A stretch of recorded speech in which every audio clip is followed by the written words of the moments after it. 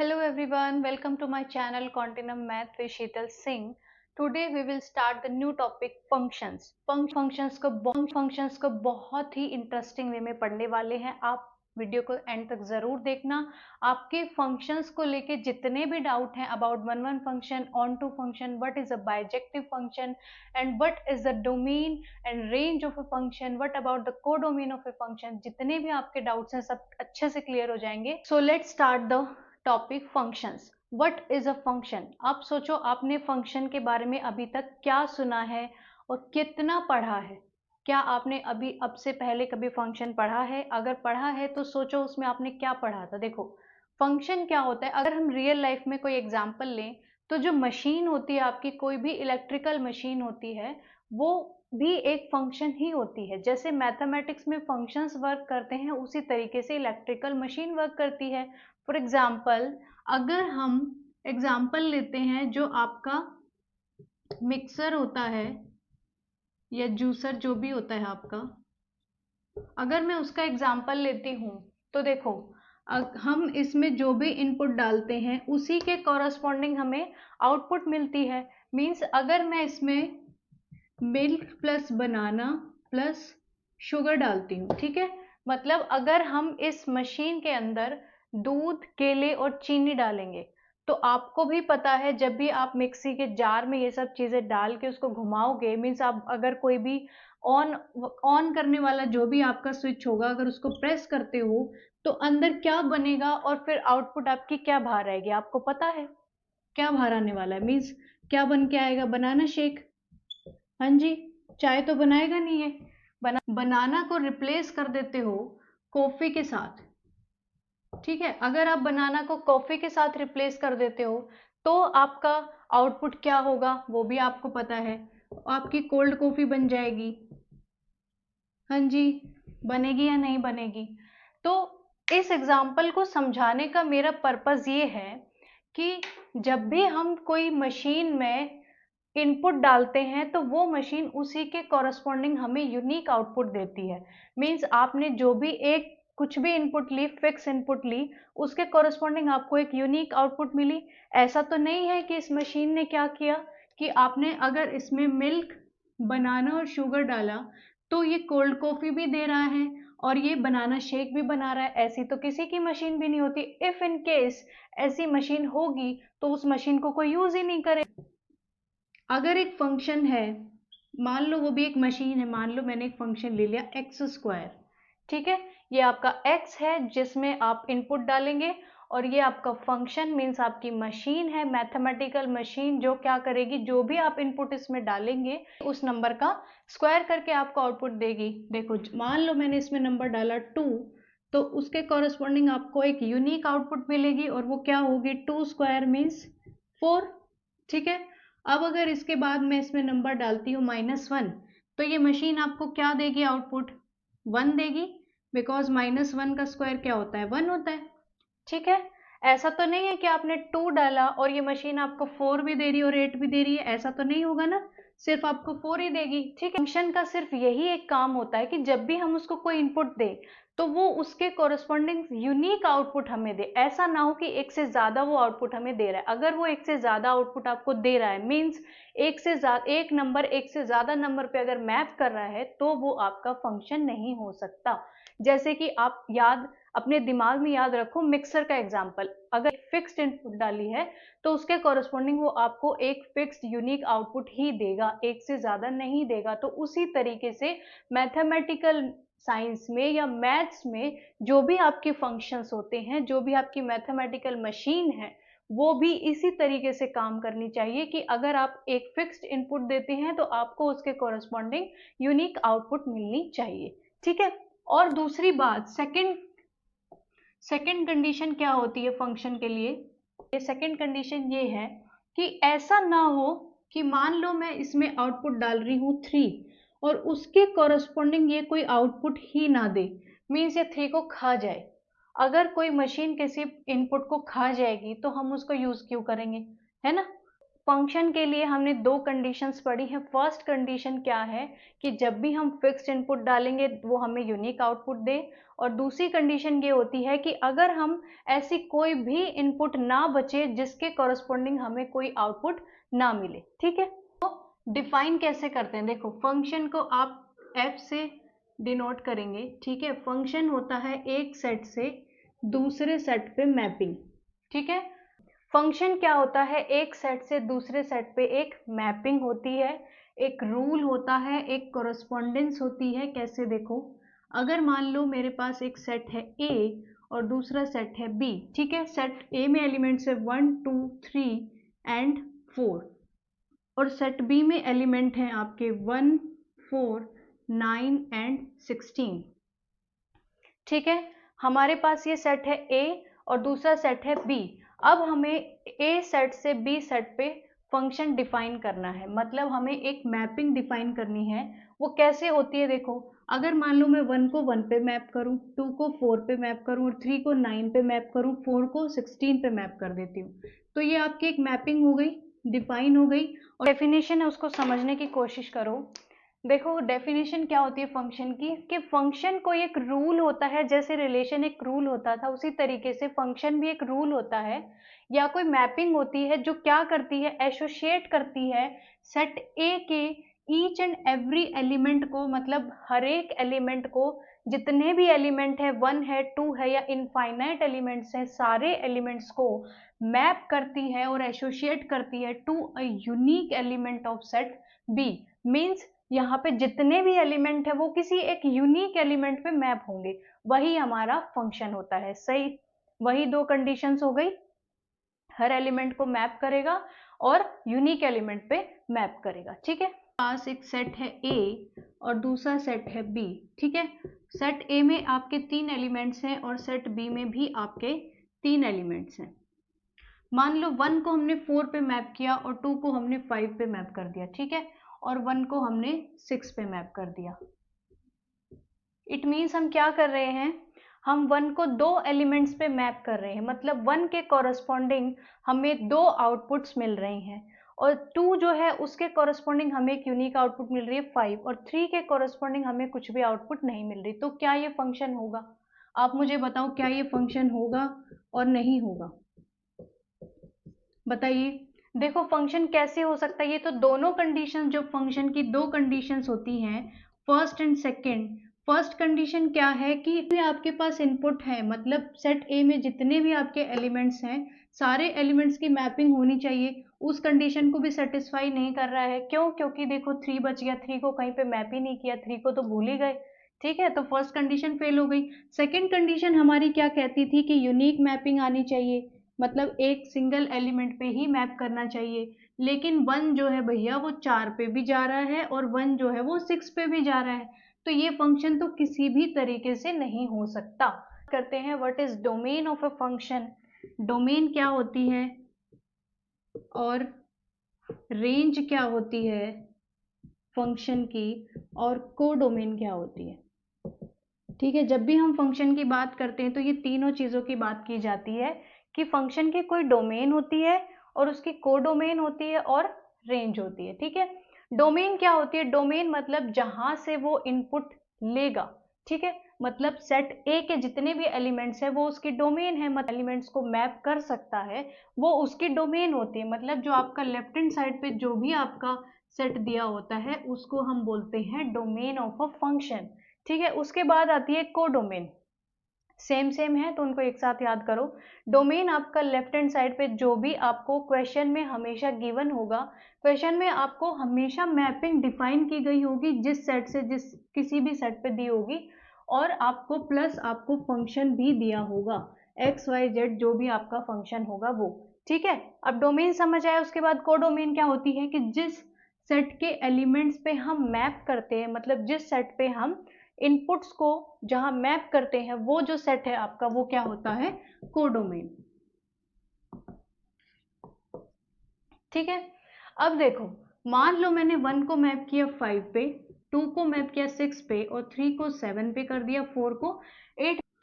अब आप सोच रहे होगे कि मैम ने 1 2 3 4 तीनों चारों को मैप कर दिया, लेकिन जो कोडोमेन का लास्ट एलिमेंट है 9, उस पे किसी भी एलिमेंट को मैप नहीं किया। पहली बात तो ये देखो, फर्स्ट कंडीशन के अकॉर्डिंग सारे एलिमेंट्स की मैपिंग आ रही है। हाँ जी बिल्कुल आ रही है, फर्स्ट कंडीशन हमारी सेटिस्फाई हो गई। सेकंड कंडीशन क्या है फंक्शंस के लिए, कि जितने भी एलिमेंट्स है उनके लिए हमें यूनिक मैपिंग मिलनी चाहिए, मतलब हर एलिमेंट एक सिंगल एलिमेंट पे मैप करना चाहिए, और सिंगल पे ही मैप कर रहा है, मतलब हमारी सेकंड कंडीशन भी सेटिस्फाइड हो गई है। Now what about this element 9? तो ये 9 क्या है, ये कहाँ से बचा और ये क्यों बचा? तो देखो, अगर आपकी कोडोमेन में कोई एलिमेंट बच भी जाता है तो उससे हमें कोई भी प्रॉब्लम नहीं होती है। फंक्शन की मेन बात जो है वो आपकी जो डोमेन है उसके एलिमेंट्स के लिए होती है, ठीक है, उनकी यूनिक मैपिंग और हर एलिमेंट्स की मैपिंग। तो अगर इसमें 9 बच गया तो हमें कोई दिक्कत नहीं, 9 पड़ा रहेगा, एक्स्ट्रा पड़ा रहेगा। हो सकता है अगर हम सेट ए में कोई और एलिमेंट ऐड कर दे, उसको मैप कर दे उसके ऊपर, और नहीं कर रहे हैं तो कोई बात नहीं, उसको कोई दिक्कत नहीं है, 9 अब आराम से बैठा हुआ है। देखो, तो ये हो गए हमारे कोडोमेन के एलिमेंट्स, जिसमें आपके एलिमेंट है 5 एलिमेंट्स, ठीक है। अब बात आती है रेंज की। फंक्शन की रेंज क्या होती है? What about a range of a function? सोचो क्या होती है, इससे थोड़ा सा दिमाग लगाने की कोशिश करो। जो कुछ भी है वो इस मैपिंग में ही छिपा हुआ है। Domain, codomain and function mapping, and जो रेंज है वो भी इसी के अंदर छिपी हुई है। वो कहाँ है? देखो, जो ये आपके एलिमेंट्स हैं जिन पे आपने मैपिंग करी है, मीन्स जो आपकी पॉसिबल आउटकम्स है, मतलब जो आपकी पॉसिबल आउटपुट है, वो सारी जो होती है वो रेंज होती है किसी भी फंक्शन की। रेंज क्या होती है? Range possible number of possible outputs, ठीक है, जितनी भी आपकी पॉसिबल आउटपुट है वही आपकी रेंज होती है। सिंपल लैंग्वेज में याद करने की कोशिश करो। रेंज क्या है? 5, 6, 7, 8, ठीक है, ये आपकी रेंज हो गई। और डोमेन क्या है आपकी? डोमेन आपकी है 1, 2, 3, 4। और कोडोमेन क्या है आपकी?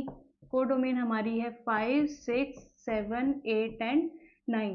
जो 9 है वो आपका कोडोमेन से बिलोंग करेगा, लेकिन रेंज से बिलोंग नहीं करेगा। मेरे पास ये 4 एग्जांपल्स हैं, मतलब 4 मैपिंग है। आप इनमें से देखो कौन सी मैपिंग फंक्शन है और कौन सी नहीं है। तो देखो, फर्स्ट मैपिंग में क्या है कि 1 4 पे मैप कर रहा है, और 2 4 पे मैप कर रहा है, और 3 5 पे मैप कर रहा है। हमें दो कंडीशन सेटिस्फाई करवानी है फंक्शन की। फर्स्ट क्या है कि हर एलिमेंट की मैपिंग होनी चाहिए। हाँ जी बिल्कुल हो रही है, फर्स्ट कंडीशन सेटिस्फाई हो गई। सेकंड कंडीशन क्या है कि जितने भी एलिमेंट्स हैं उनकी जो मैपिंग है, मतलब उनके लिए जो कॉरस्पॉन्डिंग आउटपुट है या जिस भी एलिमेंट पे वो एसोसिएट किए गए हैं वो यूनिक होना चाहिए। अब देखो, 1 के लिए 4 है, 2 के लिए 4 है और 3 के लिए 5 है, तो तीनों की यूनिक आ रही है, मतलब तीनों में से कोई भी एलिमेंट एक से ज्यादा पे मैप नहीं कर रहा है, तो हमारी सेकंड कंडीशन भी सेटिस्फाई हो गई। इट मीन्स ये हमारा फंक्शन हो जाएगा। अब ये आती है सेकंड मैपिंग। देखो, फर्स्ट कंडीशन, क्या हर एलिमेंट की मैपिंग आ रही है? नहीं जी, 3 की नहीं आ रही, तो फर्स्ट ही फेल हो गई, तो ये फंक्शन तो हो ही नहीं सकता, सेकंड चेक करने की जरूरत ही नहीं है। अब इसमें चेक करो, इसमें भी क्या है, 3 की मैपिंग नहीं आ रही, मतलब फर्स्ट कंडीशन सेटिस्फाई नहीं हो रही, मतलब ये फंक्शन नहीं हो सकता। अब इसी तरीके इसमें क्या है, तीनों एलिमेंट की मैपिंग है, ठीक है, मान लिया है। अब सेकंड कंडीशन क्या है कि यूनिक आनी चाहिए। 1 को 4 पे कर रहा है और 3 को 6 पे कर रहा है, लेकिन ये क्या बवाल मचा दिया, 2 को 3 एलिमेंट्स पे मैप कर रहा है, मतलब एक इनपुट की 3 आउटपुट दे रहा है, मतलब फंक्शन नहीं हो सकता। ठीक है, क्लियर हुआ है कि 1 फंक्शन क्या होता है और मैनी वन फंक्शन क्या होता है। देखो, 1 और नाम से ही चीजों को याद करने की कोशिश करो।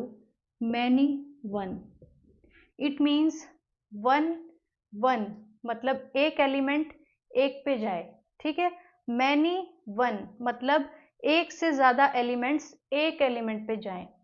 नाम से ही याद हो गई, 1 1 मतलब एक सिंगल एलिमेंट पे मैप करेगा। अब इसमें देखो, क्या सारे एलिमेंट एक एक एलिमेंट पे मैप कर रहे हैं? 1 4 पे कर रहा है और 2 4 पे कर रहा है और 3 5 पे कर रहा है। 1 1 आ रहा है? नहीं जी, बिल्कुल नहीं आ रहा, क्योंकि देखो 1 भी 4 पे जा रहा है और 2 भी 4 पे जा रहा है। मीन्स एक से ज्यादा, मतलब मैनी एलिमेंट्स 1 एलिमेंट पे मैप कर रहे हैं, तो ये फंक्शन आपका क्या हो गया? मैनी 1 फंक्शन हो गया। ठीक है, अब 1 1 फंक्शन, इसमें देखो क्या ये होगा, 1 को 4 पे, 2 को 5 पे और 3 को 6 पे, मतलब 1 को 4 पे किया, 2 को 5 पे किया और 3 को 6 पे किया। इसका मतलब क्या है? एक सिंगल एलिमेंट की सिंगल मैपिंग आ रही है, तो ये फंक्शन आपका 1 1 हो सकता है। ठीक है, मैनी 1 के लिए सिर्फ आपको ये चेक करना है, पहली बात तो वो फंक्शन होना चाहिए, मतलब फंक्शन की जो हमने फर्स्ट और सेकंड कंडीशन पढ़ी है अब तक, वो दोनों को सेटिस्फाई करे। उसके बाद क्या है कि एक से ज्यादा एलिमेंट, जो एक से ज्यादा इनपुट है, वो एक सेम आउटपुट दे, मतलब मैनी एलिमेंट्स 1 एलिमेंट पे मैप करें, वो आपका मैनी 1 फंक्शन हो जाएगा। लेकिन 1 1 फंक्शन की बात क्या है? 1 1 फंक्शन में हम ये पढ़ते हैं कि डिस्टिंक्ट एलिमेंट्स की मैपिंग डिस्टिंक्ट ही आनी चाहिए, कभी भी सेम नहीं आनी चाहिए। मीन्स कभी भी दो डिस्टिंक्ट एलिमेंट सेम एलिमेंट पे मैप ना करें। डिस्टिंक्ट का मतलब क्या है? अलग अलग। मीन्स अलग अलग एलिमेंट्स सेम एलिमेंट पे मैप अगर करेंगे तो वो 1 1 नहीं हो सकता, और अगर डिस्टिंक्ट एलिमेंट पे मैप करेंगे तो वो आपका फंक्शन 1 1 होगा ही होगा। अगर मैं मान लेती हूँ let x1 not equal to x2, means मैंने दो एलिमेंट लिए हैं, दोनों एलिमेंट डिस्टिंक्ट हैं, दोनों अलग अलग हैं, सेम नहीं है, डिस्टिंक्ट एलिमेंट्स ले लिए मैंने। ठीक है, x1 और x2। अब उसके लिए कंडीशन क्या होती है कि if x1 not equal to x2, तो फंक्शन लगाने के बाद f of x1 not equal to f of x2 होना चाहिए। अगर f of x1 is equal to f of x2 हो जाता है, if f of x1 is equal to f of x2 हो गया, तो ये फंक्शन कभी भी 1 1 नहीं होगा। इसको 1 1 होने के लिए क्या चाहिए? अगर हम दो डिस्टिंक्ट एलिमेंट्स ले रहे हैं तो उनकी इमेजेस अलग अलग आनी चाहिए। फंक्शन की देखो, ऑन टू फंक्शन क्या होता है? हमने अभी तक पढ़ा 1 1 और मैनी 1। ठीक है, 1 1 और मैनी 1 में हम बेसिकली हम मेन जो बात है वो किसकी करते हैं? डोमेन के एलिमेंट्स की बात करते हैं। लेकिन ऑन टू फंक्शन में, मतलब इस को डोमेन पे अगर हम बात कर रहे हैं तो वो हम ऑन टू फंक्शन की बात करते हैं। कैसे? देखो, ये आपकी को डोमेन है मान लो। ठीक है, दोनों सेट की को डोमेन ये है, तो हमें ऑन टू के लिए को डोमेन पे बात करनी होती है। कैसे? देखो, अगर को डोमेन के हर एलिमेंट के कोरस्पॉन्डिंग या हर एलिमेंट की हमें प्री इमेज मिल रही होती है, तो वो फंक्शन आपका ऑन टू फंक्शन हो जाता है। अब आप पूछोगे what is a pre image? Pre image क्या होता है? प्री इमेज ऐसे होता है, देखो हम बात करते हैं कि 1 की जो इमेज है वो क्या है? 4। मतलब अगर कोई पूछेगा कि 1 की इमेज क्या आएगी, वो आएगी 4। 2 की इमेज क्या आएगी? 5 आएगी। इमेज होती है फंक्शन लगाने के बाद जो आपका एलिमेंट आता है, उसको हम इमेज बोलते हैं। लेकिन प्री इमेज क्या है? प्री मतलब पहले, तो आप उधर से इधर आ जाओ, तो यहाँ पे जो एलिमेंट होते हैं उनको हम क्या बोलते हैं? प्री इमेजेस बोलते हैं। जैसे देखो, 4 की प्री इमेज क्या है? 1। 5 की प्री इमेज क्या होगी? 2। एंड 6 की प्री इमेज क्या होगी? 3। एंड 8 की क्या कोई प्री इमेज है? नहीं। क्यों? क्योंकि यहाँ पे कोई भी एलिमेंट ऐसा नहीं है जो 8 पे मैप कर रहा है। इट मीन्स 8 की कोई भी प्री इमेज एग्जिस्ट ही नहीं कर रही। ठीक है, फंक्शन ऑन टू कब होता है? एक फंक्शन ऑन टू तब होता है जब को डोमेन के हर एलिमेंट की प्री इमेज एग्जिस्ट करे। अब तक हम बात कर रहे थे सेट ए से सेट बी की, ज्यादा फोकस वहां पे था, लेकिन को डोमेन के साथ नाइंसाफी नहीं करनी है, उसके एलिमेंट्स को भी प्रेफरेंस देनी है, उसके एलिमेंट्स को भी इंपॉर्टेंस देनी है। और वो कब दी जाती है? जब हम ऑन टू फंक्शन की बात करते हैं। जैसे को डोमेन अगर आपकी रेंज सेट के इक्वल हो जाए। ठीक है, रेंज सेट हमने क्या पढ़ा था? नंबर ऑफ पॉसिबल आउटपुट्स, मतलब थी अगर को डोमेन रेंज के इक्वल हो जाता है, रेंज सेट के ऑफ अ फंक्शन, तो जो है आपका फंक्शन जो है वो ऑन टू हो जाता है। मीन्स हर एलिमेंट की प्री इमेज एग्जिस्ट करनी चाहिए, एक भी एलिमेंट ऐसा ना हो जिसकी प्री इमेज एग्जिस्ट ना करे। अब दोनों एग्जांपल्स में से आप सोचो कौन सा एग्जांपल ऑन टू फंक्शन बता रहा है। ये वाला तो नहीं बता रहा क्योंकि इसमें 8 एलिमेंट छूटा है, क्योंकि इसमें 8 जो है उसके लिए हम उसके साथ हमने नाइंसाफी कर रखी है कि उसकी कोई भी प्री इमेज एग्जिस्ट नहीं कर रही, मतलब सेट ए में ऐसा कोई भी एलिमेंट नहीं है जो 8 पे मैप कर रहा हो, तो मतलब ये फंक्शन हमारा ऑन टू नहीं हो सकता। अब यहाँ पे देखो कोडोमेन में 3 एलिमेंट है और तीनों ही एलिमेंट की प्री इमेज एग्जिस्ट कर रही है, ठीक है। जो कोडोमेन है वही हमारा रेंज सेट है, तो मतलब ये फंक्शन हमारा क्या हो जाएगा, ऑन टू फंक्शन हो जाएगा, ठीक है। देखो अब बात आती है कि बाइजेक्टिव क्या होता है, बाइजेक्टिव फंक्शन क्या होता है और इनवर्स कैसे निकालते हैं फंक्शन का। सोचो बाइजेक्टिव, देखो हमने अब तक क्या क्या पढ़ा है, 1 जिसको हम इंजेक्टिव भी बोलते हैं, ठीक है, बात सेम है बस नाम है, 1 भी बोल सकते हैं और इंजेक्टिव भी बोल सकते हैं। जो ऑन टू फंक्शन होता है उसको हम सरजेक्टिव भी बोलते हैं, ठीक है, ये नाम है, इनको याद कर लो। 1 को इंजेक्टिव भी बोलते हैं और ऑन टू को सरजेक्टिव बोलते हैं। बाइजेक्टिव, बाय मतलब टू, बाइजेक्टिव के लिए हम क्या पढ़ेंगे, जो फंक्शन इंजेक्टिव भी हो और सरजेक्टिव भी हो वो फंक्शन आपका क्या हो जाएगा, बाइजेक्टिव फंक्शन हो जाएगा। Means if a function is 1 and onto that will be a bijective function, ठीक है। अब बात आती है कि एक फंक्शन का इनवर्स कब एग्जिस्ट करता है। देखो किसी भी फंक्शन के अगर हम इनवर्स की बात करेंगे या हम एग्जिस्टेंस ऑफ इनवर्स की बात करेंगे, फंक्शन का इनवर्स एग्जिस्ट कब करेगा, वो तब करेगा अगर आपका फंक्शन 1 प्लस ऑन टू हो जाए, तो आपका फंक्शन जो है वो उसका this implies existence of inverse, ठीक है। अगर कोई भी फंक्शन दिया है, मान लो F of x is equals to x plus 1 दिया है, मैथ्स में आपको इस तरीके के फंक्शन दिए होंगे, ए बी सेट जो भी है, मान लो फंक्शन डिफाइन है from real numbers to real numbers such that f of x is equal to x plus 1, ठीक है। अब इसमें पूछ रहा है कि क्या ये फंक्शन 1 ऑन टू है, क्या इस फंक्शन का इनवर्स एग्जिस्ट करेगा। तो जब भी आपके सामने फंक्शन के इनवर्स की बात आए या जब भी आपको क्वेश्चन में ऐसा गिवन हो कि चेक करो गिवन है क्या उसका इनवर्स एग्जिस्ट कर रहा है, इफ यस तो आपको इनवर्स निकालना होगा, ठीक है। इनवर्स हम तभी निकालेंगे जब एग्जिस्ट करेगा, तो उसके एग्जिस्टेंस की बात तभी कर सकते हैं जब वो फंक्शन 1 होगा प्लस ऑन टू होगा, ठीक है।